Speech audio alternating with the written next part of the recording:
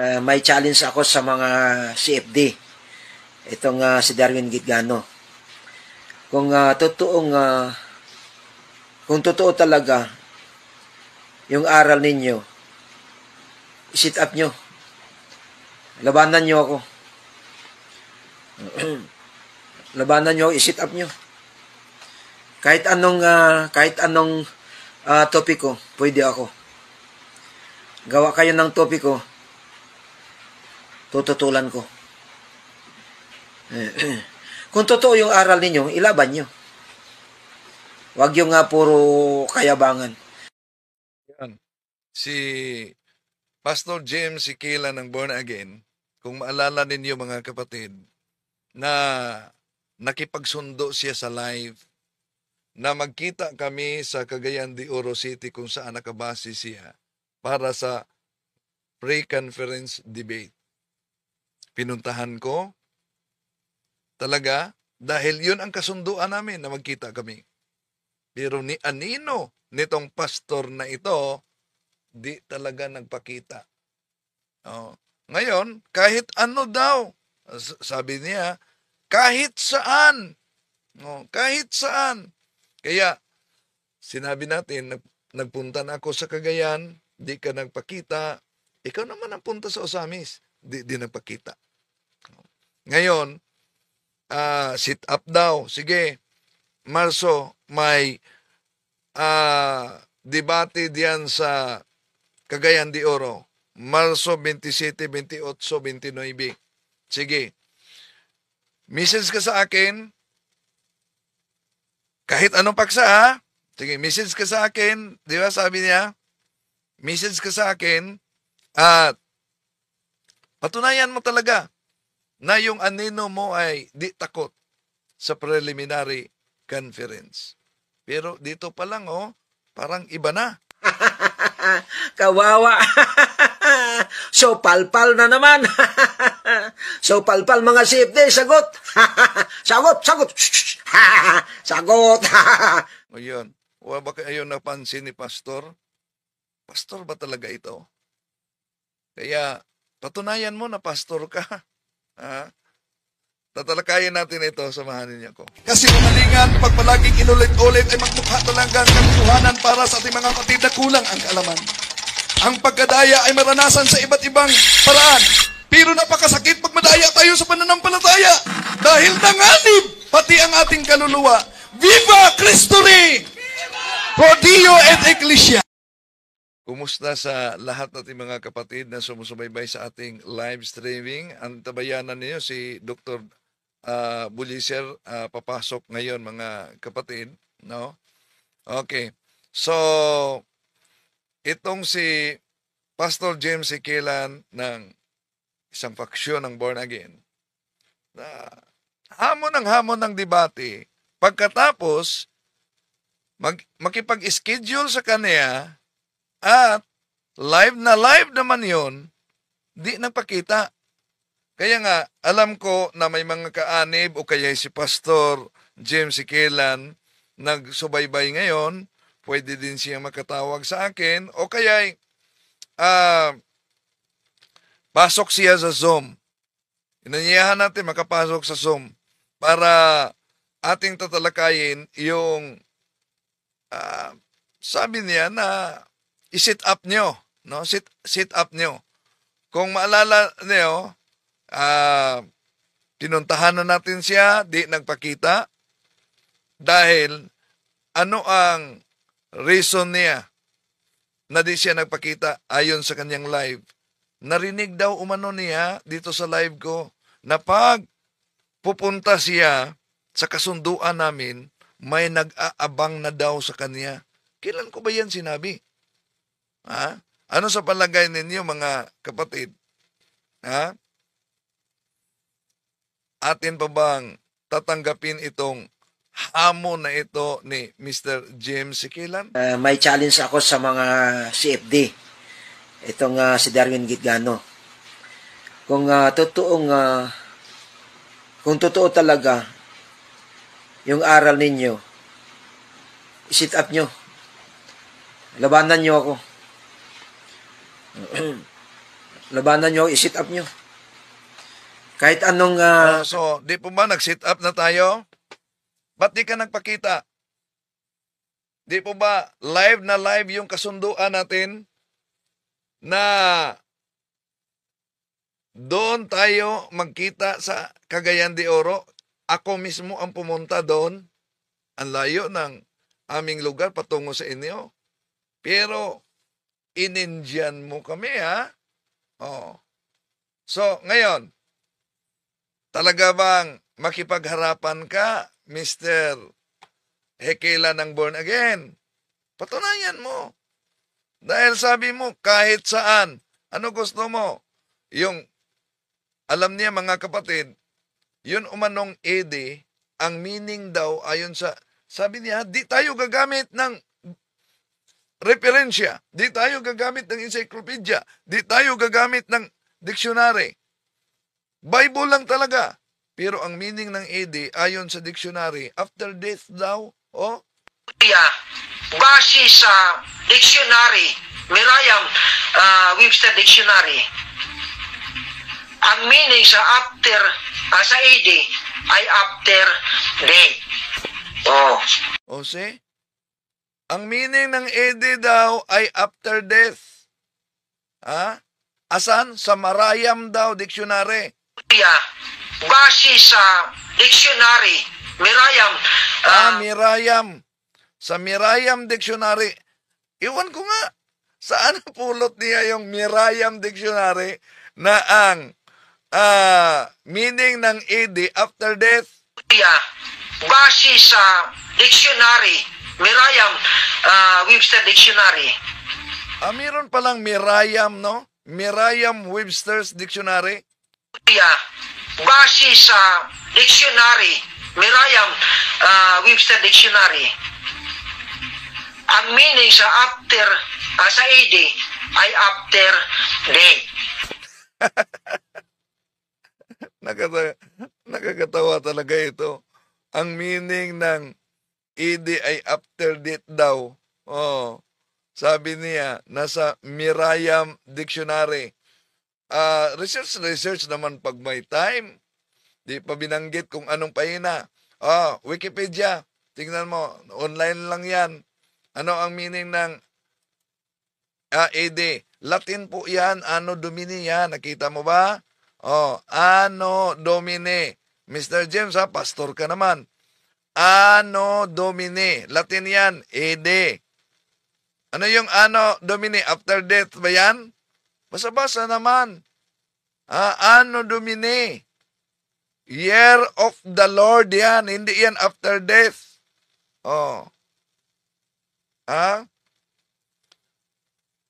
Research naman, pero meron talaga siyang Merriam daw. Webster's Dictionary. At di lang yan, kung ginamitan sila ni Bro Jando nito, at sabi ni Jared kahapon na ang King James Version bugos daw dahil may mabasang Catholic. At dahil may mabasa din ditong Catholic, dagdag ko lang daw yan. Pakinggan ninyo ito si Mr. Hikilan.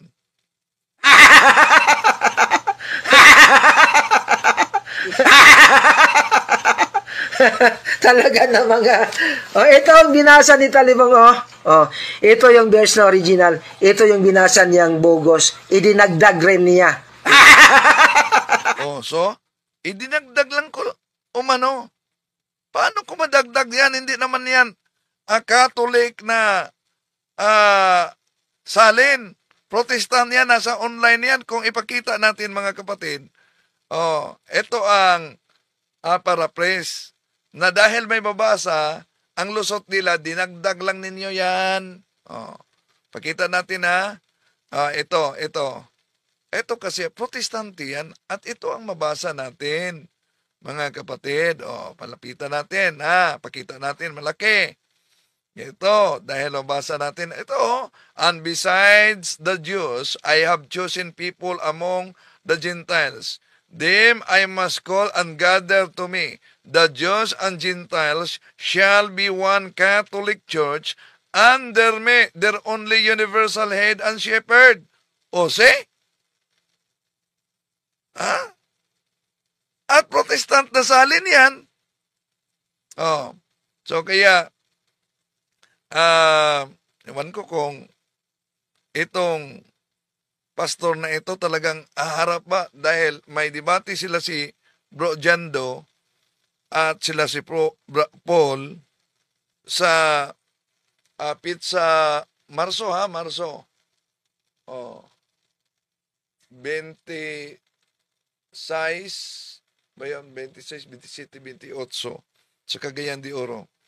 Sige nga, Pastor James, magpakita ka. Dahil yung panawagan namin sa debate din sa Sabadista na dapat pupunta ka doon para magharapan ni Anino, di rin nagpakita. So, magpakapastor ka naman, James. O, napanindigan mo yung sinabi mo, ha? Magpakapastor ka naman. Kawawa naman yung mga kaanib mo na napaniwala lang sa iyo. So, sana mapakita ka. Panawagan ko sa mga miyembro nito ni Pastor James Sikilan na nagsubaybay sa atin, sa mga born again. Sabihin nyo naman sa pastor ninyo na magpakatotoo siya. Imagine, live yon sa kanyang programa ang kasunduan kung anong pizza, saan magkita para magiging opisyal yung hamon niya. Pero, bakit, James? Bakit nung pinuntahan ka ni Anino mo, di nagpakita? Sige. Pasok na tayo sa punto por punto ngayon dahil magiging bisita natin si Dr. Joseph Bulliser ng Human Life International, mga kapatid. Papasok tayo ngayon sa kay Doktor, no?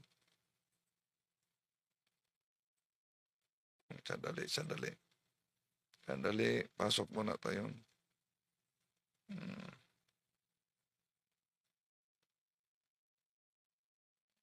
Okay. So, di pa nagsimula pala.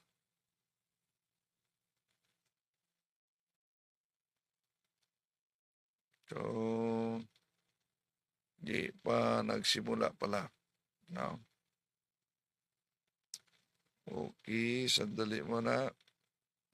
Okay, yung sabi ni Pastor Ikilan na i-sit up ninyo, so, yon, sit up na talaga. May challenge ako sa mga CFD.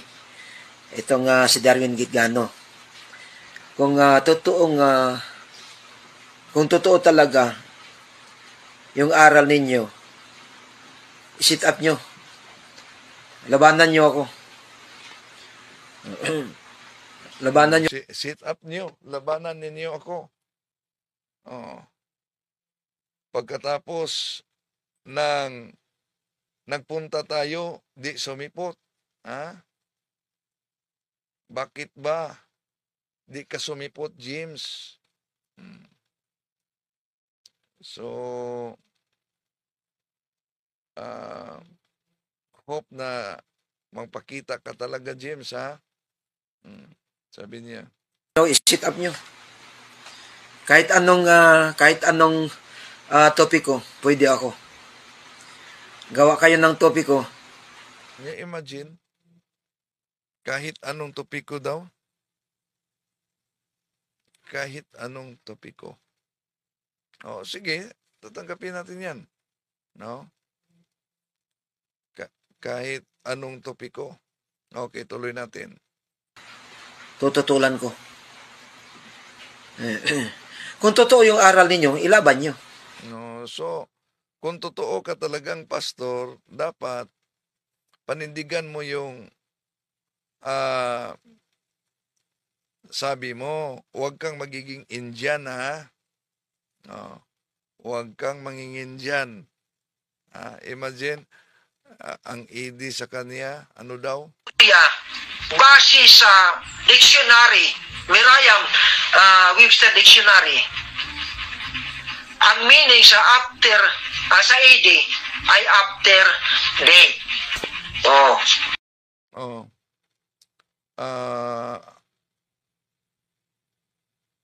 Ano daw ang meaning ng ED sa Merriam? Mayroon ba Merriam Webster's Dictionary? Ito talaga si James, napaka-joker. So, ano sa palagay ninyo mga kapatid? Dapat pa ba na tanggapin itong hamon niya? Sigurado kaya kayo na magpakita ito? Ha? Magpakita ito ngayong March? Hope na magpakita talaga ito ngayong March. Tingnan muna natin ang mga komento dito. Sandali ha, tingnan natin ang mga komento. Una, tingnan natin ang komento dyan sa YouTube. Okay. Si Rihel Achel from Dubai. George Cabrera. Di pa nagsimula ang punto por punto kasi. Si Mark Collis sa Pasay City. Cesar Junior Guanzon. Ano Domini? Latin na late pag hindi nakakatakot na Bible version. Okay.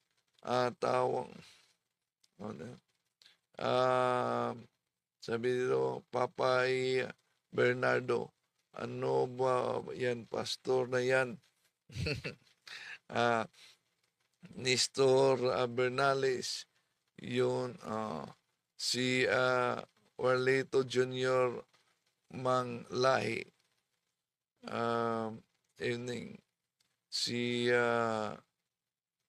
kapatid na Los Miminda Pidad, si Eric Omisol, si Bernadette De Leon, si Leonardo Busilak, si Naomi Gold,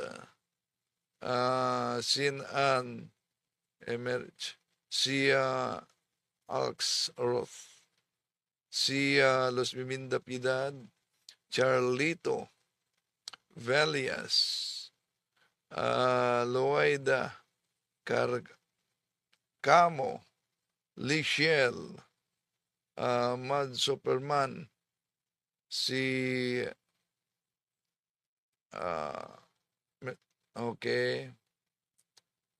Maria Apari,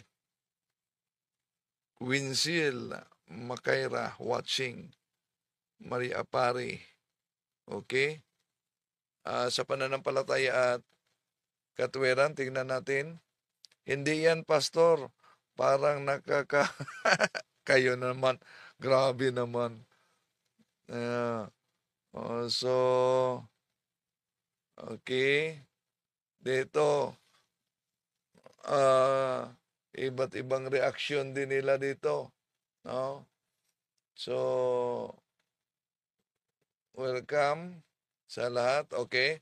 Nagsimula na si Brajando. Pasok na tayo sa punto por punto sa pagkakataong ito. Microphone. Okay, so bago tayo magsimula sa ating programa, kailangan muna natin na mag-opening prayer. Sa ngalan ng Ama, ng Anak at ng Espiritu Santo. Amen. Halina, Espiritu Santo, punuin mo ang mga puso ng mga nananalig sa iyo at pag-alabin mo sa kanila ang apoy ng iyong banal na pag-ibig. Ipadala mo ang iyong Espiritu at sila'y malilikha, at sa gayoy mapaninibago mo ang mukha ng mundo. Manalangin tayo. O Diyos na sa liwanag ng Espiritu Santo ay tinuruan ng mga puso ng mga mananampalataya, ipagkaloob mo na sa pamamagitan din ng Espiritu Santo ay ibigin namin kung ano ang wasto at makatarungan at sa tuwinay magalak sa kanyang pagkilos na nakapagdudulot ng ginhawa sa aming loob. Sa pamamagitan ni Kristo na aming Panginoon. Amen. Sa ngalan ng Ama, ng Anak, at ng Espiritu Santo. Amen. Magandang gabi sa inyong lahat. At ngayong gabing ito is punto por punto, Bible study man po ulit tayo. Pero bago muna yan, atin mo nang ibigay sa ating mga kasamahan para sa kanilang mga greetings. So, mga kasama din natin itong unahin, Brother Aljan Bagatnan from Iloilo. Brother Aljan, good evening sa iyo. Yes, good evening Brother Jando at sa lahat ng mga kapuntos nating lagi nakasubaybay dyan. At kung bisita natin mamaya ay si Dr. Den. Nandito pa yung host nyo ngayon, si Dr. Jando. Ayan po mga kapatid, no? Parang Dr. Dr. Kwak-Kwak to, Dr. Kwak-Kwak.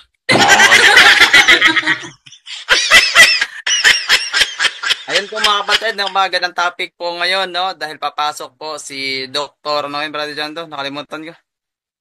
Dr. Rene Boliser. Boliser ng mga kapatid. Nabagad mo ito ko na yun about po sa abortion mga kapatid. At siguro pwede rin tayo magtanong kay Doktor pagkatapos po ng ganyang sa topiko po. Ayun po mga kapatid, isang paalala po, buksan ang puso't isipan para marami po tayong patutunan. Kagaya po ni Brother Jared kahapon, siguradong tayo na marami siyang natutunan. Back to you, Brother Jando. Okay, thank you sa iyo, Brother Aljan. Na-enjoy ako doon sa debate namin kahapon. Jared Almasora. Pumunta lang ng Bohol para malampaso. Okay. Atin na maibigay ng mga yun kay Romel Palma ng Iloilo. Brother Romel, good evening. Alright, ayan na, isang pinagpalang umaga, hapon, tanghali at gabi po sa inyong lahat mga kapatid. At congratulations kay Brother Paul Alima and of course sa atin pong host sa Punto por Punto, Brother Jando Alabado. Grabe talaga, bulagtang-bulagta ang kalaban. Thank you so much for sharing your knowledge at pagpapatawa. Nakita naming pikon na pikon talaga si Jared Albasora. God bless po sa lahat. Back to you, Brother Jando. Ay, nagipagkamay siya sa akin, sobrang lamig ng kamay niya. At basang-basa, grabe. Sa Canada siguro yung yung katawan niya bro, nasa Pilipinas lang yung presensya. At gusto ko yung harapan kasi na-eye to eye ko siya eh. Na-eye to eye ko siya, pinaramdam ko sa kanyang angas niya. Yan ang maganda doon. And then may ibigay hindi talaga nakaporma. At mahilig siya sa self-proclamation. Kahit nagdeklara ng moderator na talo siya, sabihin pa rin niya na ako ang natalo o si Paul Alima ang natalo. Gayong nagdeklara na ang moderator. At ang moderator hindi amin yun si Bahinteng. Nakadebate ni Brother Wendell si Bahinteng. Okay, so atin na maibigay ng mga yun kay Brother Wendell Daribong sa kanyang greetings. Brother Wendell ng Ozami City. Good evening. Good evening, Brother Jando, at sa lahat nating mga kapatid na sumusubaybay. Welcome sa ating live. Okay, ito na may bigyan ng mga yan from South Korea, Brother Junre. Yes, good evening, Bajanda. Congrats. Napasayaw ka kagapon, bro, Grabe. Naaapektuhan si Jared sa pagsayaw ko kasi sabi, at inamin niya, F4 ako. Reklamo siya sa moderator kasi, Mr. Moderator, ako sumasayaw. Debate to. Pero gusto niyang bumawi, gusto niyang kumanta Nag-request pa siya doon sa... Kung maaari daw sana, tugtugan siya ng kanta at kakanta siya. Hanip na yan. Talagang gusto lang magpasikat. Pero good thing ang nangyari kay Jared kasi sa live niya, nakinig siya kay Brother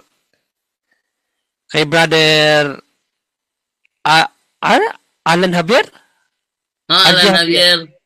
Pinangaralan siya. Nakinig siya. Actually, nagandaan ako sa mga response niya kasi parang gusto niya umatin sa CFD seminar.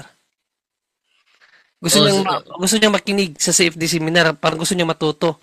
Nasabi ko sa inyo, di ba? Yun Iba ang ang maganda. aura ni Jared sa face-to-face. Sana nga ma-convince yung bata na yun. Kasi babalik daw siya sa Bohol, hindi para sa debate, kundi para umattend ng CFD. Sabi niya yon? Ah, hindi mo pala Sabi narinig? niya yon? Hindi mo pala Hindi. narinig yan? Kailan niya sinabi yon? Kailan niya sinabi yon? Pakinggan mo mamaya sa live ni Rosby. Andun, pinangaralan siya ni Alan Javier. Sa live ni Rosby, kagahapon. Oo, mga isang oras din. Sige. Mga isang Panoorin. oras din. Panoorin ko yun. Oh, magano daw siya, tas hinamon niya ang mga mga SDA. Hinamon niya mga SDA na pumunta kayo ng Bohol kasi mababait ang mga CFD dito. Tingnan niyo. Ay, nano na nga sabi pa niya, akala nga namin, baka daw, may mga kasama mga kalalakihan at baka anuhin sila ba? Pero hindi pala din. Akala namin, yung tulugan namin ay yung kahoy lang. Okay na kami doon. Pero aircon pa yung kwarto namin. Pinagmayabang pa niya. Sabi niya, ayun mga SDA, kung makakaya nyo si Father Darwin Gitgano, haanib ako sa inyo. Pero kung hindi, lahat tayo mag-CFD. Sabi niya yun. Maririnig mo dyan. Wow, hindi ko alam yun. Ang ganda ng ano niya. Parang ano talaga siya. Nagtatanong siya. Katoliko pala siya.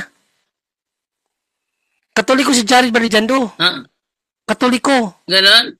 Oo, naano lang sila, naguyo lang sila ni Ili Soriano. Kaya sinabihan siya ni Alan Javier, hindi ko sinasabi magkatoliko ka.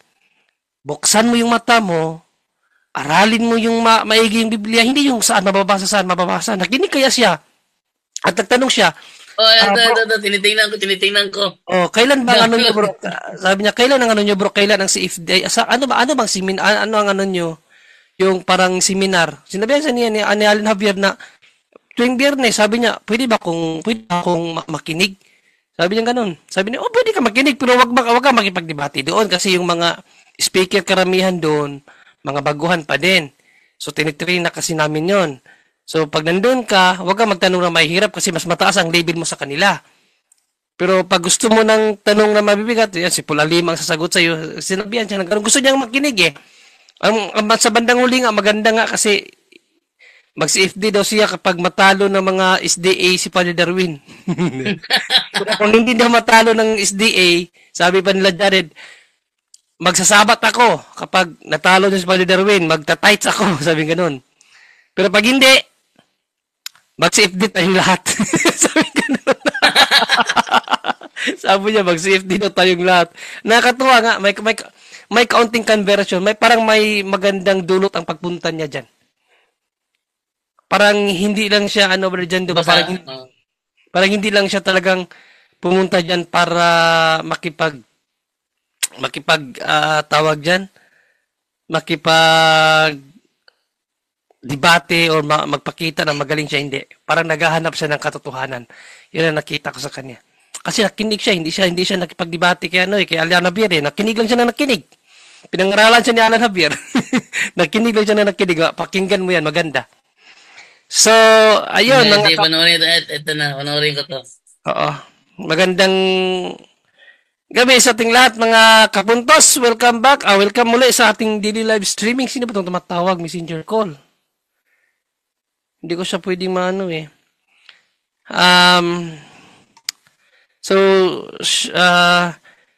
isang pinagpalang gabi po sa ating lahat, mga kabag. So, siguro, medyo late na. So, hindi ko na lang muna i-shoutout isa-isa. Kasi medyo mahaba yung intro natin. So, shoutout po lang sa lahat na nandito na sa ating bahay. Bukas na lang tayo mag-shoutout. Back to you, Brother Jando. Okay, thank you sa iyo, Brother Junre. At yun namang ibigay naman ngayon kay Brother Angel Santos sa kanyang Gospel Reflection. Brother Angel. Teka, naku-host ko ba si Brother Angel? Double check ko lang ha. Hindi pa pala. Okay, Brother Angel Santos from Japan. Good evening. Amen. Praise the Lord. Muli, isang pinagpalang umaga, hapong gabi, saan masulok kayo ng mundo na nararating ng punto por punto. Salamat po sa Diyos. Nagkasama-sama na naman po tayo muli para sa isa namang gabi ng banal na pag-aaral ng salita ng Diyos para po ito sa ating kaligtasan. No po?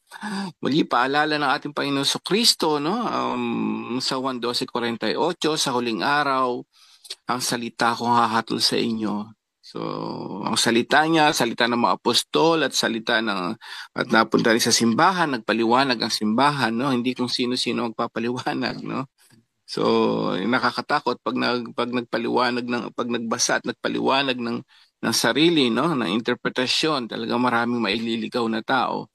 So, nandun saan ba yung salita niya? Nasa totoong iglesia, no? Kaya nga nandun yung karunungan, no? The wisdom of God.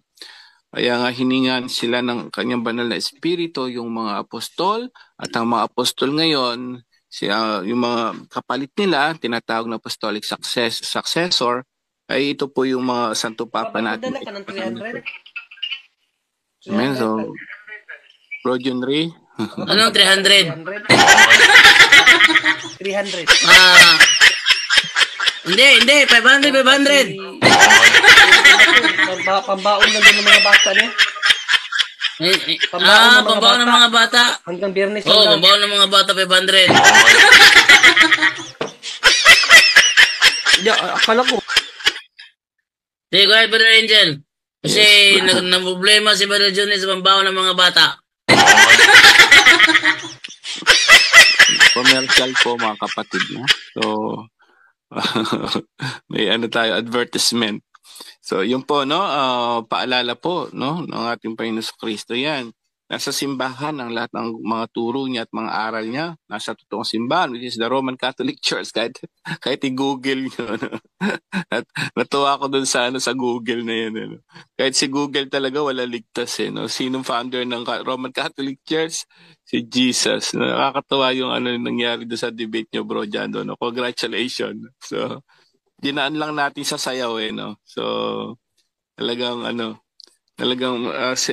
sayaw lang natin ang mga ibang sekta, talaga nakakalungkot lang sila, ibiktima lang. Kapag talagang nakatapat sila ng may alam, no. Ang alam lang nilang goyohin, ibiktimahin yung walang alam.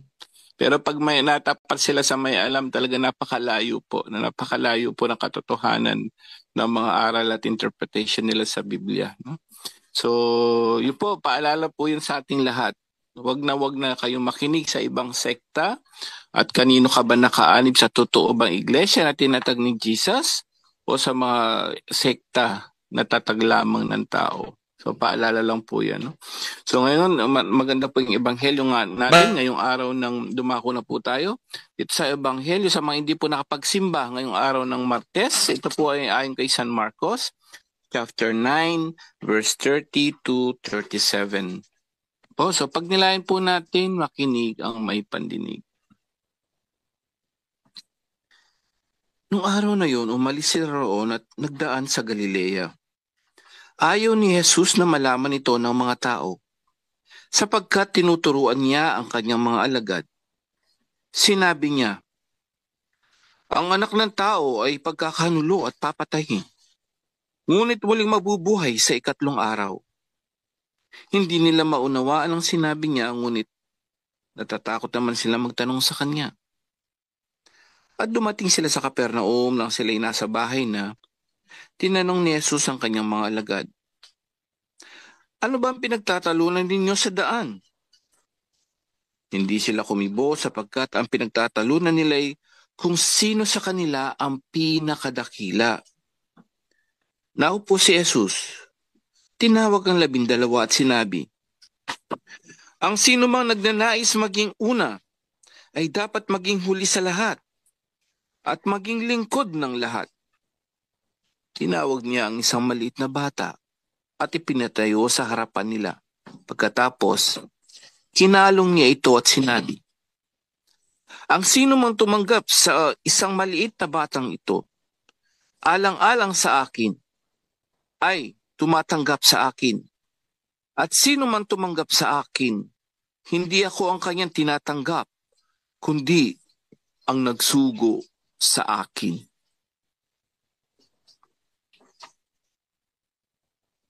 Mga kapatid, ito po mabuting balita ng ating Panginoon. Pinupuri ka namin, Panginoong Hesukristo. Yan, no? So, konting pagninilay lamang po, no, sa ating ebanghelyo ngayon. Tingnan lang po natin ang konteksto, no, nung itong ebanghelyo mismo. At pansinin niyo, sabi, bakit niya sinabi kaya itong tinawag yung bata, pinatayo sa kanyang harapan at pagkatapos kinalo niya at sabi niya, sino mang tumanggap sa isang maliit na batang tulad nito, alang-alang sa akin ito batanggap sa akin. So pansinin niyo, no, bakit kaya niya sinabi yung sino man tumatanggap sa mga bata ay tumatanggap sa kanya? Ano nga ba talagang konteksto nun, no? Alam niyo po, kasi during that time yung kultura nila, kung napapansin niyo, ang kultura talaga nila, hindi kabilang yung bata. Even in the census, ang pagkakaalam natin sa kultura, sa census, wala yan, di bilang yan, mga babae. Kaya kung mapapansin niyo po, dun sa mga talata na binabanggit sa ebanghelyo dito at sa nakaraang araw na 2 beses nangyari yun, nagpakain siya ng una 5,000 tapos yung isa 4,000. And pansinin nyo, 4,000 lang mga lalaki, sabi lang. 5,000 mga lalaki. Hindi na sinabi yung mga bata at mga babae. Bakit? Kasi sa kultura nila ganun. Sobrang baba ang tingin nila sa mga babae at mga bata. Napakababa ng tingin nila ron. So kasi parang sa kanila, in other words, walang kwenta. No? So imagine mo, kaya hindi nila binibilang yun sa kultura po nila. Okay? Yun po yung kultura kasi nila. Sobra talagang baba ng tingin nila pag lalo na yung babaeng balo. Pero pansinin nyo rito, 2 bagay ngayon ang makikita natin. Dito, ang sabi rito, sila ay pinagtatalunan nila kung sino ang kanila pinakadakila. So pinag-uusapan dito, alam kasi nila, no, sila yung disipulo, sila yung pinili. So, expected nila, no, mapalad na sila na yung mga dakila kaysa sa iba. In other words, nandun na yung kataasan. Kumbaga nandun na yung ere na, no? So, ere na, nagiging hambog na, ito na. Tapos, hindi lang yun, nagtatalunan pa, sino pa yung mas dakila sa kanila. Pero, pansinin nyo ang konteksto. Binasag yun ni Jesus.